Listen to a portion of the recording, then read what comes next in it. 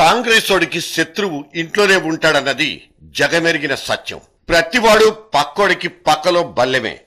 ఎవరిని ఎప్పుడు ఎందుకు ఎవరు పొడి చేస్తారన్నది తెలీదు, అర్థము కాదు. ఒకవేళ అర్థమైనా అడ్డంగా డాలు పెట్టే లోపలే బాకులు దిగబడిపోతాయి. పైకందరూ కలిసినట్టు సూపర్ యాక్షన్, లోపల మాత్రం పక్కోడి మీద రగిలిపోయే దావాగ్ని. ఇది కాంగ్రెస్ కల్చర్. ఈ సంస్కృతిలోనే పెరిగి పెద్దవాళ్లై మంత్రులు ముఖ్యమంత్రులుగా మారిన ఎవ్వరికీ ఎక్సెప్షన్ ఉండబోదు. కాసు బ్రహ్మానందరెడ్డి నుంచి కోట్ల విజయభాస్కర్ రెడ్డి వరకు, పివి నరసింహారావు నుంచి చెన్నారెడ్డి వరకు ఎవరికీ మినహాయింపులు లేవు. వైఎస్ ఒక్కడే కాస్త చక్రం తిప్పి సింగిల్ కింగ్ అనిపించుకున్నా ఆయనకు కూడా తన ప్రత్యర్థులైన చెన్నారెడ్డి, విజయభాస్కర్ రెడ్డి, నేదురుమల్లి ముఖ్యమంత్రులుగా ఉన్న జమానాలో ఓ నిత్య అసమ్మతివాదిగా ఎప్పుడూ ఏదో రకంగా కత్తి తిప్పినవాడే. ఇక తాజా పరిస్థితికి వస్తే ఇప్పుడున్న ముఖ్యమంత్రికి వేసిన కుర్చీ నిండా మేకులే. మొదటి సంవత్సరం కాస్త అటు ఇటుగా గడిచిపోయినా రాను రాను ఈ మేకుల కుర్చీ గుచ్చుళ్లు శృతిమించి శృంగ భంగానికి దారితీస్తున్నాయి. ఎవరిని అవసరానికి మించి ఎదగనియని హైకమాండ్ రాజకీయం కూడా ఇందుకు తోడై ఒకరి మీద ఇంకొక పవర్ సెంటర్ ని తయారు చేసి వదిలేసి పైనుంచి తమాషాలు చూసే పరిస్థితి. మొన్నటికి మొన్న సమన్వయ కమిటీ పేరుతో కొత్త రాజకీయ అంకానికి తెరతీసింది సోనియా. పార్టీకి ప్రభుత్వానికి మధ్య సరైన సమన్వయం ఉండాలన్న పేరుతో ఒక కమిటీని పుట్టించి దాంట్లో ముఖ్యమంత్రితో పాటు ఇంకో 5గురికి తాంబూలాలిచ్చి తన్నుకోమంటూ దీవించి పంపింది. పనిలో పనిగా ఈ తన్నులాటకు రిఫరీగా ఉండాలంటూ రాష్ట్ర కాంగ్రెస్ వ్యవహారాల్ని పర్యవేక్షించే ఆజాదుల వారిని కూడా పంపించింది. అప్పటిదాకా లోపల కిరణ్ మీద కారాలు బిర్యాలు నూరుకుంటున్న కొంతమంది దొరికిందే తడవుగా దడదడలాడించేశారు. ఈ అంతర్గత కుమ్ములాటలు కెమెరాలకు చిక్కలేదు కానీ బహురసవత్తరంగా సాగిపోయిన ఈ సమన్వయ రసాభాస కార్యక్రమం మాటలు మాత్రం బయటకు పొక్కేసి ముఖ్యమంత్రి పరువును బజార్లో పడేశాయి. అందుకు ఆయన వర్గీయులు తెగ నొచ్చుకున్నారు కూడా. అయినా 4 కాంగ్రెస్ వాళ్ళు ఒక్కచోట కలిస్తే ఆ మాత్రం తిట్టుకోకుండా ఎలా ఉంటారు? మీరు మరీ విడ్డూరంగా మాట్లాడతారేమిటంటూ రివర్స్ సెటైర్లు మన మీదే పడిపోతాయి. బొత్స 2 రోజులకోసారి నాతో మాట్లాడుతూనే ఉంటారు అంటూ తమ మధ్య ఏ పొరాపచ్చాలు లేవని కిరణుల వారు ఆ మధ్య క్లారిఫికేషన్ ఇచ్చుకున్నారు కూడా. మీరు పేపర్లో రాసి అది సంబంధం ఉంది, దానిపైన నీ కామెంట్ ఏమి, మీకు విభేదాలు వచ్చాయి, ఇవన్నీ కూడా ఇది వాస్తవం లేదు. రోజు మార్చి రోజు నేను పిసిసి అధ్యక్షులు కలుసుకుంటున్నాం, మాట్లాడుతున్నాం. ఏవైతే పార్టీకి సంబంధించి టికెట్స్ ఇటువంటి అవసరాలు ఉన్నప్పుడు అవన్నీ కూడా మేము కలిసే నిర్ణయాలు తీసుకుంటున్నాం. మాకు ఎటువంటి విభేదాలు లేవు. తన కుర్చీ మేకులు ఎంతగా గుచ్చి బాధిస్తున్నా నవ్వుతూ ఓర్పుగా నేర్పుగా ఇలా చెప్పుకోవాలి తప్ప రెచ్చిపోతే ప్రయోజనం ఏముంటుందన్నది కిరణుడికి వాళ్ళ నాన్న నేర్పించిన అనుభవం. పైగా వైఎస్ వంటి ఉద్దండుల దగ్గర నేర్చుకున్న రాజకీయం కూడా. బొత్స సత్యనారాయణ మాత్రం తక్కువేమీ తినలేదు.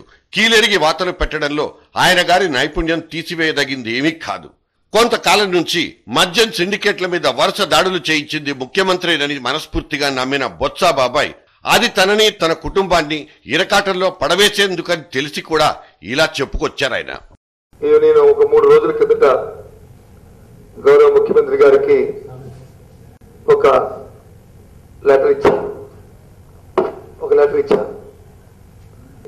దీని మీద ఒక సిబిఐ ఎంక్వైరీని మీరు ఎంటైర్ కరప్షన్ ఛార్జెస్ మీద, ఎక్సైజ్ లో దొరుకుతున్న కరప్షన్ ఛార్జెస్ మీద, అవినీతి ఆరోపణలపై ఒక సిబిఐ ఎంక్వైరీ వేయండి, లేదు ఒక సిట్టింగ్ జడ్జితో విచారణ జరిపించండి. దమ్ముంటే సిబిఐ విచారణ చేసుకోమంటూ తిరుగుటపాలో వచ్చిన జవాబుతో రాజకీయం రంగు ఒక్కసారిగా మారిపోయింది. అవినీతి నిరోధక శాఖనబడే ఏసీబీతో చేయించిన విచారణలో బొత్సాతో పాటు 100 మంది పైగా ఎమ్మెల్యేలు మందు బిజినెస్ తో నేరుగా సంబంధాలున్నవాళ్లేనని తేలిపోయింది.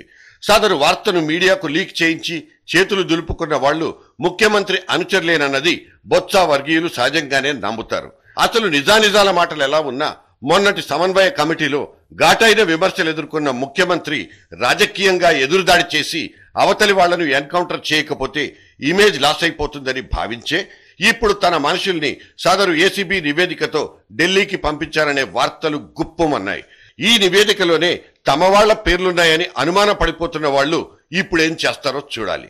నీటైన మా ముఖ్యమంత్రిని బదనాం చేస్తే మేమెలా ఊరుకుంటామన్నది ఆయన క్యాంప్ కమిటెడ్ ఎమ్మెల్యే రంగారెడ్డి వంటి వాళ్ల వాదన. నాయకుడికి ఉన్న లక్షణాలు అన్నీ ఉన్నాయండి. ఎదుటోళ్ళు ఆవేశపడినా వీరు ఆవేశపడడు. అతను ఆవేశపడటానికి గల కారణం ఏందని చూస్తాడు, కానీ నాకు వ్యతిరేకంగా మాట్లాడాను కదా, అతని కక్ష సాధింపు స్వభావం వీరిలో లేదు. మనకు చాలా రోజుల తర్వాత సౌత్లో ఒక మంచి నాయకుడు వచ్చిండు.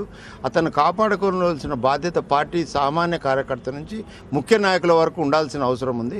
మనం ఎవరో వస్తారు ఏదో చేస్తారని ఎదురు చూసి మోసపోద్దు. మనలో ఒకడు వచ్చినప్పుడు తప్పకుండా అతన్ని పెంచుకునే ప్రయత్నం చేయాలి, కానీ అతన్ని విమర్శించే ప్రయత్నం చేయొద్దు.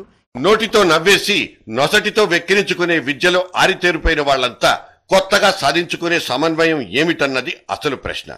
గతంలో రోసయ్య జమానాలో కూడా ఇటువంటి కమిటీలు వేసినా అవెప్పుడూ పనిచేసిన పాపాన పోలేదు. అసలు రెండోసారి మీటింగ్ పెట్టుకున్న గుర్తూ లేదు.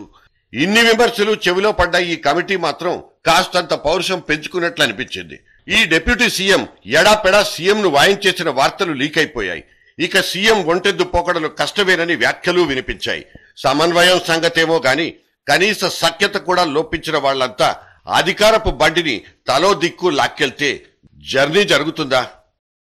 బండి కాదు మొండి ఇది సాయం పట్టండి గోపాల గోవింద రావయ్య లాగయ్యా